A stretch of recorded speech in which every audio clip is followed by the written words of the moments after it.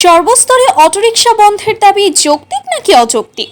সম্প্রতি রাজধানী ঢাকা সহ দেশের বিভিন্ন শহরে ব্যাটারি চালিত অটোরিকশা বা রিকশা নিয়ে বিতর্ক নতুন মাত্রা পেয়েছে। শিশু মৃত্যুর মতো মর্মান্তিক দুর্ঘটনা, যানজট বৃদ্ধি এবং বিদ্যুৎ অপচয়ের অভিযোগের প্রেক্ষাপটে এই যানবাহনের বিরুদ্ধে কঠোর ব্যবস্থা গ্রহণের দাবি উঠেছে।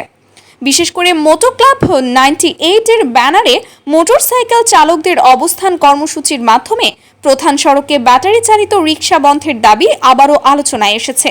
তবে প্রশ্ন থেকে যাচ্ছে, এই দাবি কতটা যৌক্তিক? চট্টগ্রাম নগরীতে প্রায় 55,000 ব্যাটারি চালিত রিকশা প্রতিদিন রাস্তায় চলাচল করছে।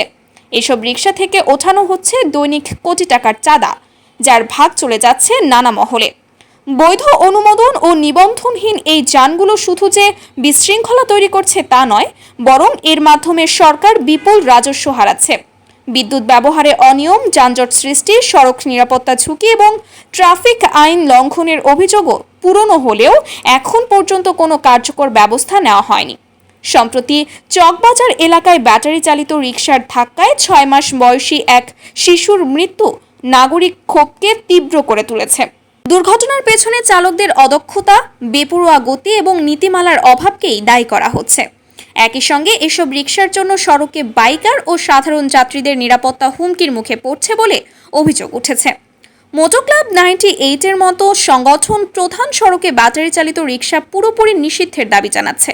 তারা বলছে, রিকশা চালকেরা উল্টো পথে চলাচল, ট্রাফিক আইন অমান্য এবং হঠাৎ করে লেন পরিবর্তনের মতো ঝুঁকিপূর্ণ আচরণ করছেন।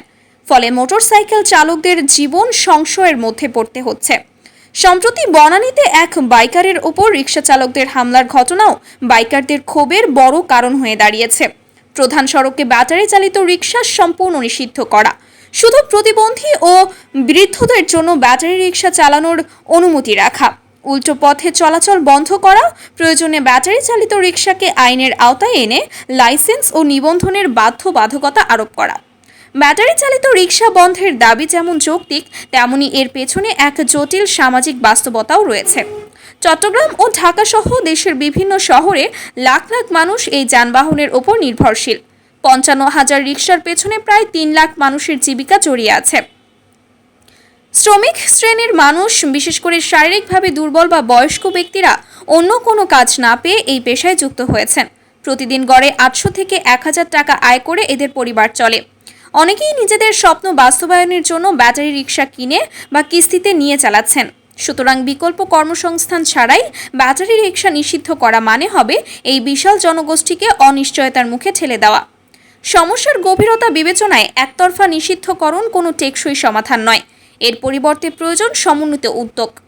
ব্যাটারি চালিত রিকশার নিবন্ধন, চালকের লাইসেন্সিং এবং রাস্তায় চলার জন্য নির্দিষ্ট নিয়মকানুন তৈরি ও বাস্তবায়ন করতে হবে। পুনর্বাসন ছাড়া এই বাহন নিষিদ্ধ করা অমানবিক হবে। বিকল্প কর্মসংস্থানের উদ্যোগ নিতে হবে।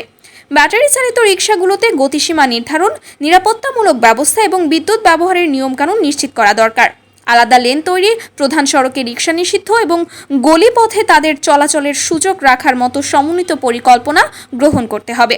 সর্বস্তরে ব্যাটারি চালিত রিকশা বন্ধের দাবি আংশিকভাবে যৌক্তিক হলেও বাস্তবতা উপেক্ষা করে তা পুরোপুরি কার্যকর করা সম্ভব নয়। সমস্যার গভীরে গিয়ে নীতিমালা তৈরি, কর্মসংস্থান নিশ্চিতকরণ এবং সড়ক নিরাপত্তা বৃদ্ধির মাধ্যমে একটি সমাধান খুঁজতে হবে। কেবলমাত্র শক্তিশালী ও মানবিক দৃষ্টিভঙ্গির মাধ্যমেই এই সংকটের স্থায়ী সমাধান সম্ভব।